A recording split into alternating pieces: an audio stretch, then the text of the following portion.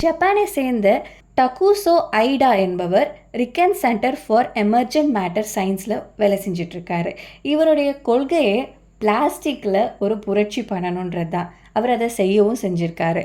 சூப்ரா molecular plastic அப்படின்ற ஒரு வகையான பிளாஸ்டிக்கை கண்டுபிடிச்சிருக்காங்க.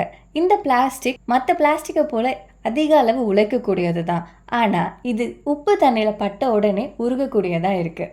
இந்த சூப்ரா மாலிகுலர் பிளாஸ்டிக் பாலிமரில் 2 வகையான மோனோமர்ஸ் இருக்குது. அதாவது அயானிக் மோனோமர்ஸ் இருக்குது. இது ரெண்டுமே ஒன்னோட ஒன்று இணைஞ்சு கிராஸ் லிங்க்டு சால்ட் பிரிட்ஜை உருவாக்கும்.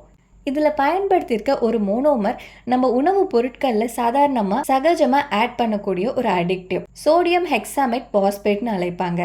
அண்ட் இன்னொன்று என்னென்னா குவானிடியம் அயன் பேஸ் மோனோமர்ஸ். இது ரெண்டுத்தையும் ஒரு சில பாக்டீரியாக்களை கொண்டு மெட்டபாலைஸ் பண்ணி அதை மீண்டும் டீசால்ட்டிங் பண்ணி இது பயோடிகிரேடபிள் ஆகுதா, இது மக்கக்கூடியதா அப்படின்றத அவங்க ஆராய்ச்சி பண்ணிட்டு இருக்காங்க.